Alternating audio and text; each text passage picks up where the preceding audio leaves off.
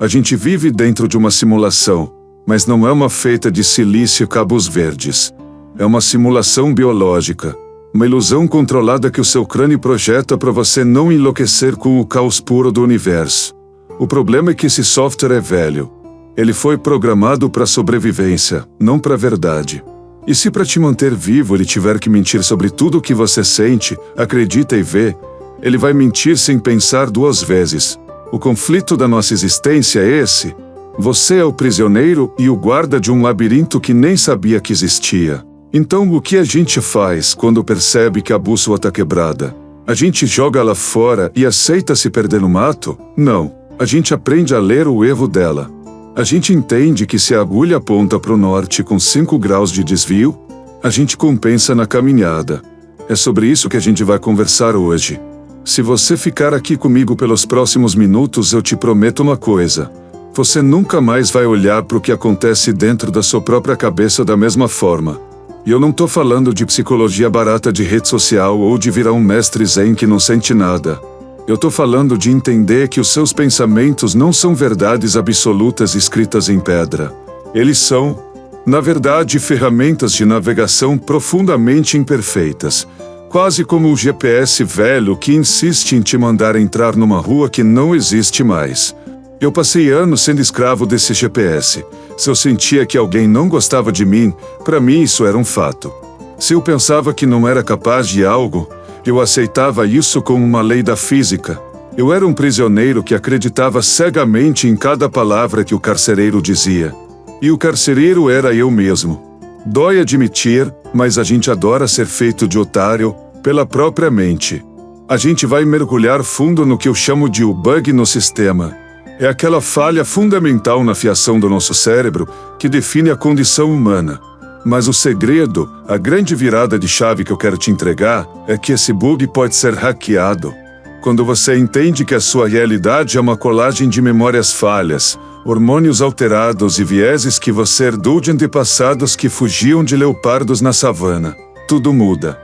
A ideia aqui é parar de tratar seus pensamentos como dogmas religiosos. Pensamento não é fato. Pensamento é palpite.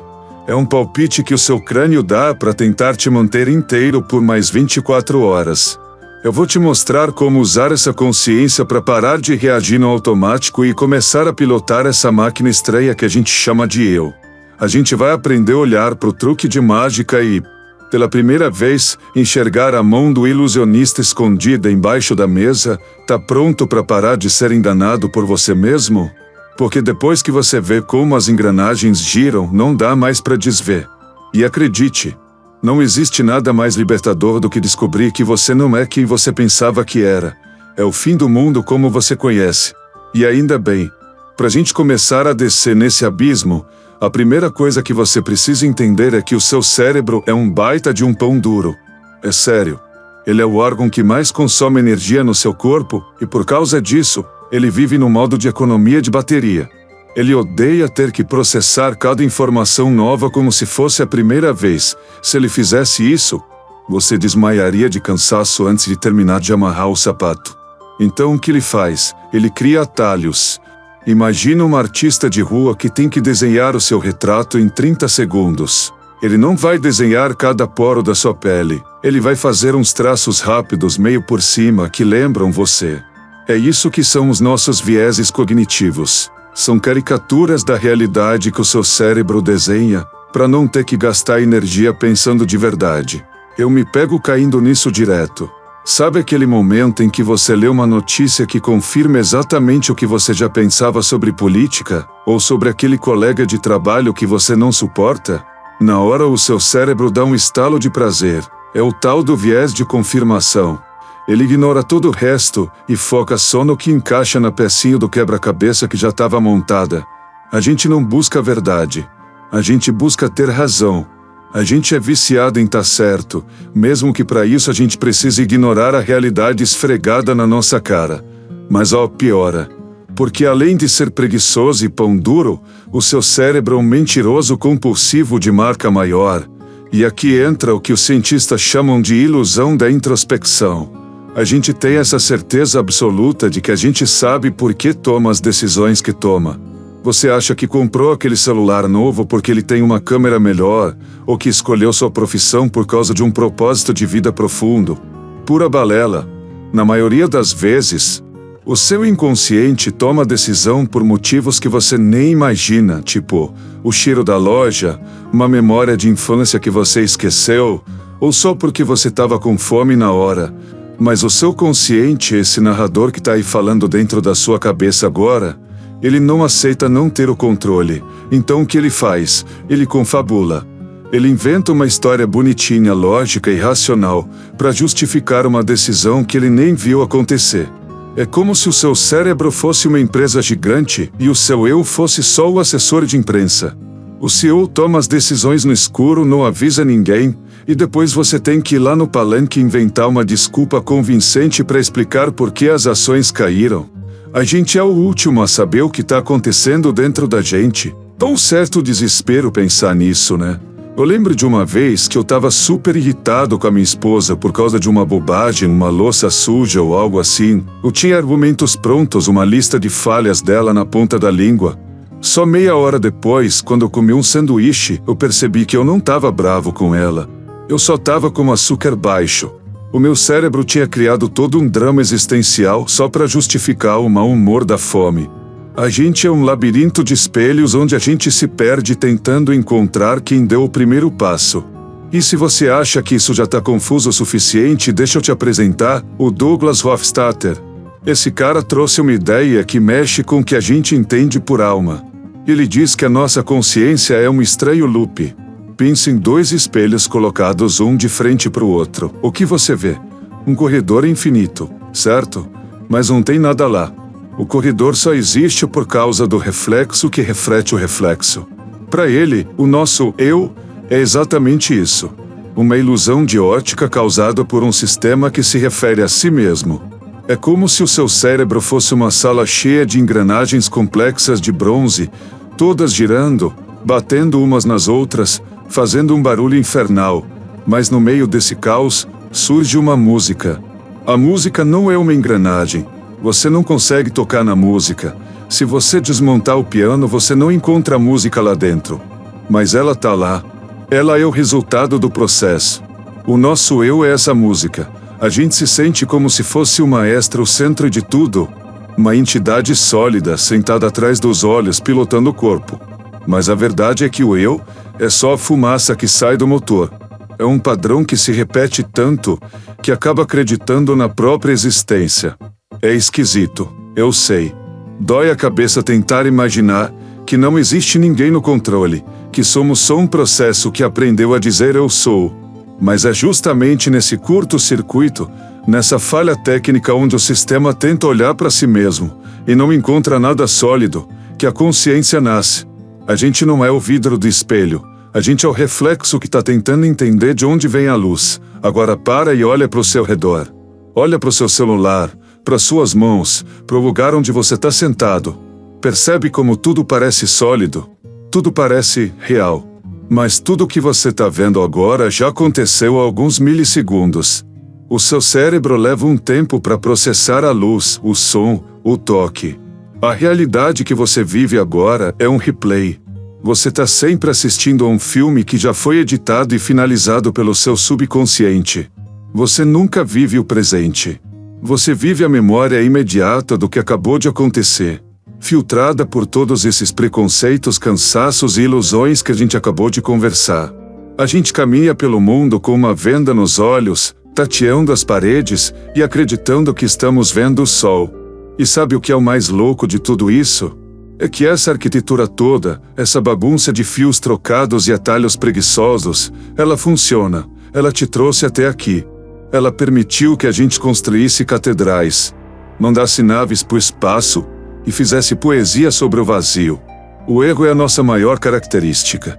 Mas se a gente é feito de erros, o que acontece quando o erro se torna o nosso único guia? O que acontece quando a gente para de questionar o que a nossa mente diz e começa a tratar cada surto, cada medo e cada preconceito como se fosse uma lei universal?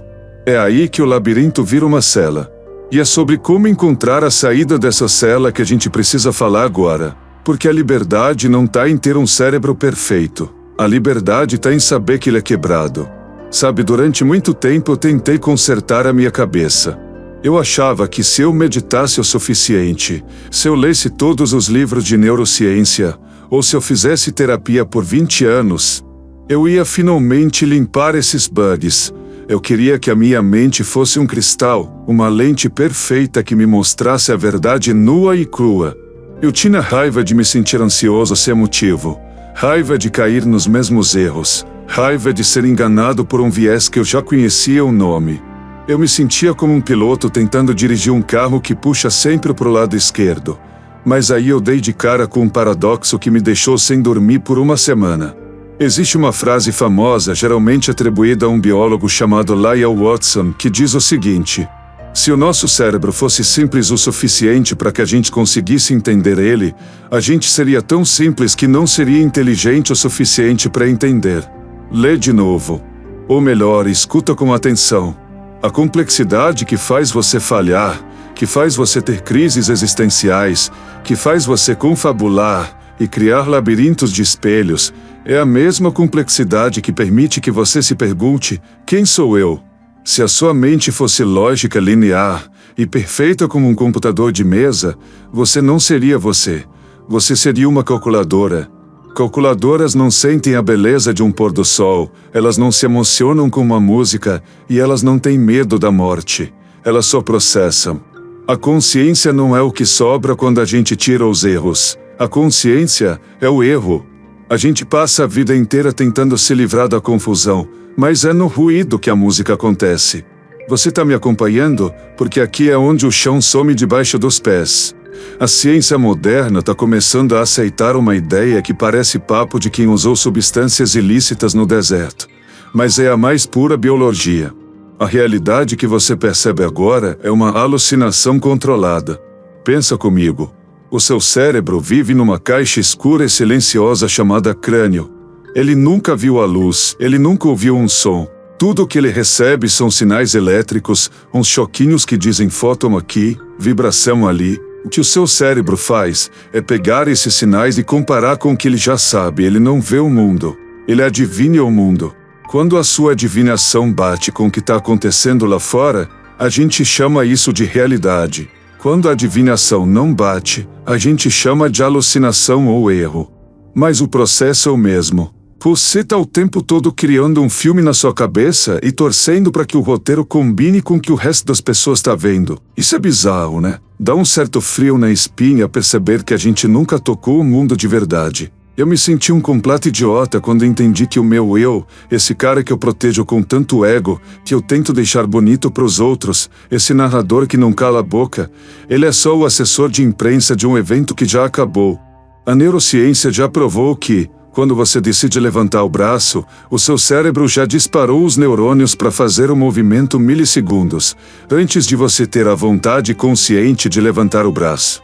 Ou seja, a história já aconteceu nos porões da sua mente, nos subníveis neuronais, e o seu eu entra em cena só no final, limpa o suor da testa e diz: eu decidi levantar o braço agora porque eu quis. A gente é o narrador de um filme que a gente não dirigiu. O nosso eu é um contador de histórias compulsivo que precisa criar um sentido para tudo, mesmo onde não existe sentido nenhum. A gente é uma consciência que nasceu do caos, tentando desesperadamente convencer a si mesma de que está no controle. E sabe qual é a maior beleza disso? É que no momento em que você aceita que não tem o controle, você finalmente fica livre. A epifania não é descobrir como o labirinto funciona para poder sair dele. A epifania é perceber que você é o labirinto, e que não existe saída porque não existe entrada, o que a gente chama de alma, de essência, de espírito. Talvez seja só um nome que a gente dá para o maravilhoso curto-circuito de um sistema que ficou tão complexo que começou a contar mentiras para si mesmo só para se sentir vivo. A gente é a única parte do universo que consegue olhar para trás e dizer: que bagunça bonita essa que eu sou.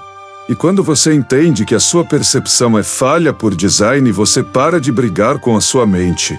Você começa a tratar os seus pensamentos como se fossem o clima. Às vezes chove, às vezes faz sol, às vezes tem uma tempestade de areia que cega tudo. Mas você não é o clima. Você é o espaço onde o clima acontece. Isso muda tudo, cara. Muda porque a humildade deixa de ser uma virtude moral e vira uma necessidade lógica. Como é que eu posso ter tanta certeza de que eu tô certo sobre aquela briga ou sobre aquele meu preconceito, se eu sei que o meu cérebro é um pão duro preguiçoso e que gosta de inventar desculpas para economizar energia? A gente para de ser perigoso. A gente para de querer impor a nossa verdade para os outros porque a gente é só uma alucinação individual que deu certo por enquanto. O labirinto não é uma prisão. O labirinto é um playground. E a gente só começa a brincar de verdade quando aceita que tá perdido. Tudo isso que eu te falei pode parecer um pouco nihilista, né? Como se eu estivesse tirando o tapete debaixo dos seus pés e te deixando flutuando no vazio. Mas, na verdade, é exatamente o contrário. Quando você para de fingir que tem todas as respostas, ou que a sua percepção é a única medida possível para todas as coisas, um peso enorme sai das suas costas, é o peso de ter que estar certo o tempo todo. A moral dessa história toda não é que a gente é inútil ou que o mundo é uma mentira sem valor. A moral é a humildade, mas não aquela humildade de cabeça baixa. Sabe, eu tô falando de uma humildade intelectual, visceral, daquelas que a gente sente no estômago. Saber que a sua mente mente para você é a única forma de você começar a falar a verdade. Eu me tornei uma pessoa muito mais fácil de conviver depois que eu aceitei que eu sou um mentiroso biológico, de verdade. Hoje, quando eu sinto aquela raiva subindo no estalo, ou aquela certeza absoluta de que eu sou o único dono da razão, numa briga de casal ou num debate na internet, eu tento dar um passo atrás. Eu respiro e me pergunto, será que isso é um fato ou é só o meu cérebro tentando economizar energia de novo? Será que eu tô vendo o que tá acontecendo ou eu só tô projetando um trauma de 10 anos atrás que a minha memória resolveu editar agora? Geralmente é o cérebro querendo poupar bateria. Reconhecer as nossas armadilhas mentais não faz da gente seres humanos perfeitos. Longe disso. A gente vai continuar tropeçando, vai continuar confabulando, vai continuar sendo enganado por um paradoxo qualquer na esquina da vida. Mas a diferença fundamental é que, agora, a gente sabe o nome do buraco onde a gente caiu. E isso nos torna pessoas menos perigosas. Menos perigosas para quem a gente ama, menos perigosas para o mundo e, principalmente, menos perigosas para nós mesmos. A gente para de se martirizar por não ser um computador de alta precisão e começa a se abraçar como uma obra de arte inacabada, cheia de ruído e de borrões que a gente realmente é. A gente não precisa de uma lente perfeitamente limpa para enxergar o que importa. Às vezes, é justamente o desvio da luz que cria o arco-íris no meio da tempestade. Agora eu queria saber de você. Qual é o bug mental que você mais percebe aí na sua rotina? Aquele vício de pensamento, aquela teimosia que você já sabe de cor que é coisa da sua cabeça, mas que vira e mexe te pega desprevenido e te faz agir como um robô desregulado? Escreve aqui embaixo nos comentários. Vamos transformar esse espaço numa espécie de compartilhamento de vulnerabilidades cognitivas. É muito bom e muito libertador descobrir que a gente não tá perdido sozinho nesse labirinto. E se esse papo de hoje fez alguma engrenagem aí dentro girar de um jeito diferente, talvez valha a pena você ficar por aqui com a gente. Eu não tenho a menor intenção de te dar respostas prontas ou certezas confortáveis, mas eu prometo continuar questionando as mentiras que a gente insiste em contar pra gente mesmo. A gente se vê por aí, em algum lugar desse reflexo. Até a próxima!